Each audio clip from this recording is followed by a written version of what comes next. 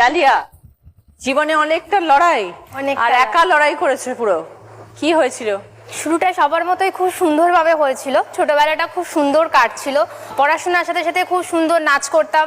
তারপর গ্র্যাজুয়েশন করতে করতে 2012-তে বিয়ে হয়। বিয়েটা লাভ ম্যারেজ হয়েছিল। শ্বশুর বাড়িতে ঠিক পছন্দ ছিল না, কিন্তু হাজব্যান্ডের যেহেতু পছন্দ ছিল, ও জোর করেই বিয়ে করেছিল। তো চলছিল, আমি হাজব্যান্ড আলাদা, আমরা ফ্ল্যাট নিয়েছিলাম একটা, তো ছোট্ট সংসার তৈরি করছিলাম। তো এইভাবে চলতে চলতে 2017-তে মেয়ে হয়। মেয়ে হওয়ার পর হঠাৎ করে জানতে পারি হাজব্যান্ড অন্য কারোর সাথে রিলেশন। তো সেটা প্রথমে মেনে নিতে পারিনি, খুব ভালোবাসতাম। তো সেইখান থেকে হঠাৎ যখন এত বড় একটা কথা শুনি, পুরো শক হয়ে গেছিলাম। চলতে চলতে দেখছিলাম যে না, জিনিসটা আরো বাড়ছে। যখন ওকে বলি যে এরকম কি কিছু কোনো ঘটনা আছে, তাহলে তুমি বলো, কেননা তোমাকে যেভাবে চিনতাম এখন সেইভাবে তোমাকে পাচ্ছি না। তো সবে একটা ছোট্ট বাচ্চা হয়েছে, তুমিও সারাদিন থাকো না, অফিসে যাও।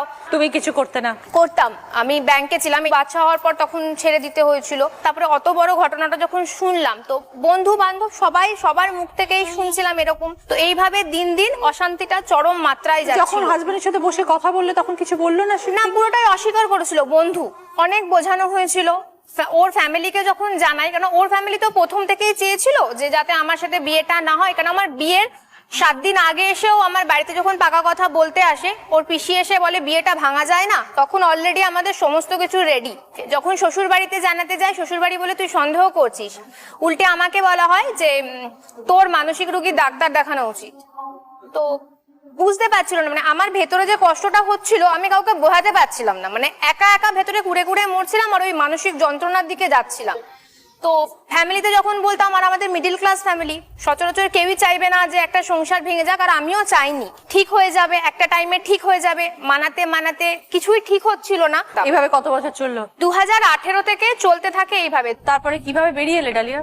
যখন ফিজিক্যালি মেন্টালি এইভাবে চলছিল, চলতে চলতে একদিন বেরিয়ে এলাম যে যাবো না, দেখি আলাদা থেকে যদি বোঝে চলে আসে। একা মানুষ করবে, একা মানুষ করবো নিজের মেয়েকে। সেইখান থেকেই যুদ্ধ শুরু। বাপের বাড়িতে এলে? বাপের বাড়িতে এলাম। সেইখান থেকেই সব বন্ধু বান্ধব সবাই বললো যে কোনো কাজের মধ্যে যুক্ত হও, তাহলে হয়তো একটু নিজেকে সামলাতে পারবে। আমিও তাদের কথা শুনে ভাবলাম যে কি করি।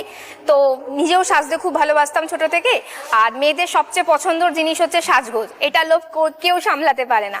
তো সেইখান থেকে ছোট্ট করে প্রথমে শুরু করি, ছোট ছোট জিনিস নিয়ে বিজনেস করা শুরু করি মেকআপের। সেগুলো কি তুমি নিজে কিনে আনতে?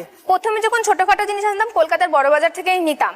তারপরে যখন ব্র্যান্ডেডের দিকে গেলাম, তখন যে ডিস্ট্রিবিউটার ছিল তাদের সাথে আস্তে আস্তে যোগাযোগ করলাম। তো এখন ডিস্ট্রিবিউটারের থেকে ডিরেক্ট চলে আসে। এখন